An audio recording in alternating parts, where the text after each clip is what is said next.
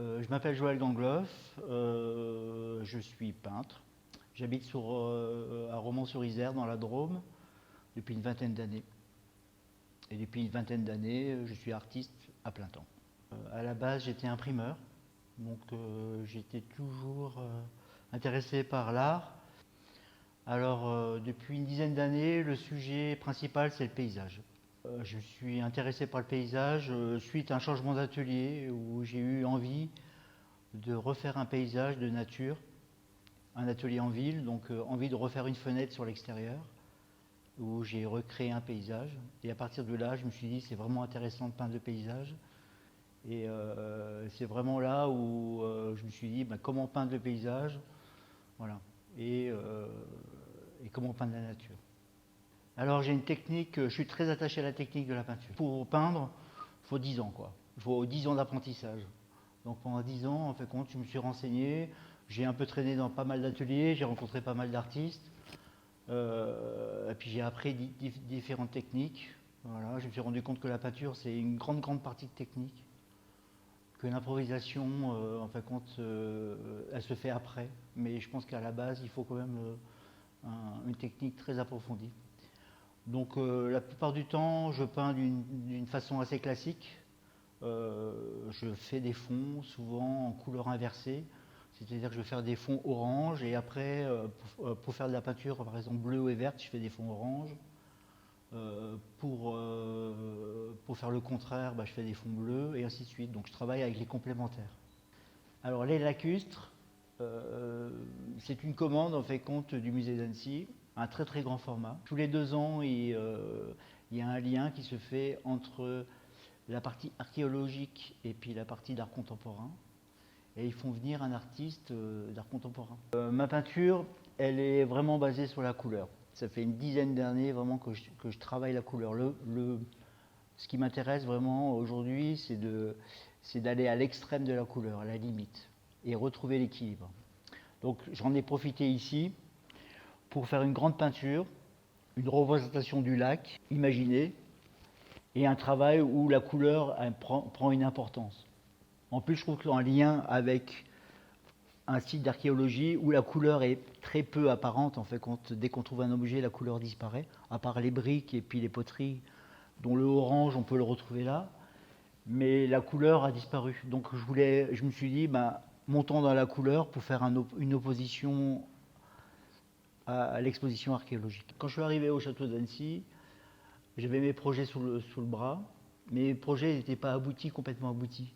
Donc ce qui m'intéressait ici, c'était de venir avec des projets comme je fais à l'atelier, c'est-à-dire que j'ai des croquis, des dessins, des peintures, des bouquins, des textes, et je m'inspire de tout ça pour faire une peinture.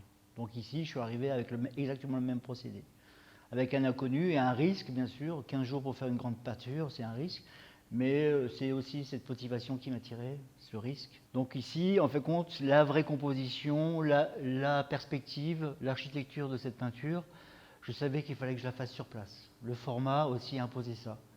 Donc le fait de travailler avec une perspective réelle, qu'on retrouve souvent dans mes peintures, mais là très marquée, où on travaille avec un point de fuite assez haut pour pouvoir avoir une peinture qui bascule légèrement, pour avoir une surface de l'eau plus importante, parce que je trouvais que c'était le lac qui devait prendre la place. On parle des lacustres, donc une habitation au bord d'un lac, donc il faut qu'il soit plus visible. Et puis bien sûr une architecture alors beaucoup plus contemporaine, qui est très marquée, qu'on retrouve aussi dans mes peintures la plupart du temps, et cette perspective est une construction réelle, comme un architecte. On parle de surface, donc ici on a une structure avec une surface du lac, on a une structure qui est plus en l'air, qui est comme une surface, comme un ciel. Puis on a des lignes, on a des choses qui nous mettent une profondeur. Voilà. Donc ça c'est la première perspective. La deuxième perspective pour moi c'est la couleur. On a des couleurs qui sont plutôt foncées, qui vont aller dans les profondeurs, jusqu'au violet, qui sont pour moi les couleurs les plus profondes, et au jaune qui viennent vers nous. On parle aussi de lumière, de couleurs solaires et de couleurs qui font des trous. Donc voilà. Donc là, il y a deuxième perspective.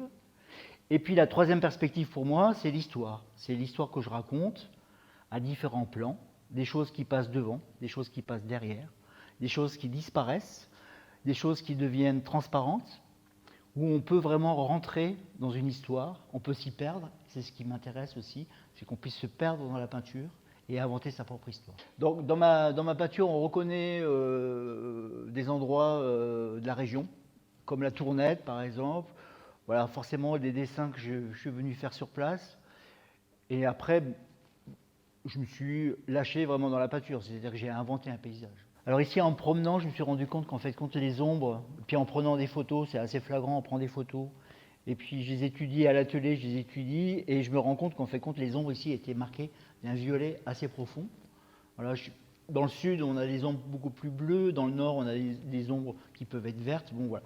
Chaque région, voilà, j'ai une perception, alors c'est peut-être la mienne, mais ici, j'ai vraiment l'impression, une sensation de retrouver ces ombres violettes. Alors c'est marrant parce que le violet, en fin de compte, on le retrouve aussi dans la fabrication de la couleur de l'eau. On la retrouve aussi dans certaines fabrications d'ombre, l'ombre est violette, mais on a aussi des bruns qui peuvent être fabriqués avec des violets, c'est-à-dire dans mon mélange, je me suis servi de ce violet qu'on retrouve un peu partout pour faire mes bruns. Même voilà, pour trouver une unité dans la couleur. Mais j'ai cette sensation, en fait, quand de me promener autour du lac d'Annecy, d'avoir ce violet qui apparaît, ce mauve. Voilà. Alors pas aussi flagrant qu'ici, hein, bien sûr. Hein. Là, je marque la couleur. Moi, ce qui m'intéresse, c'est la puissance de la couleur. Donc là, le violet est vraiment très marqué. Pour moi, la peinture, c'est aussi un jeu. C'est-à-dire qu'en créant sur place, au bout d'un moment, il y a des choses qui s'imposent. Je suis dans une salle d'archéologie. On a des objets.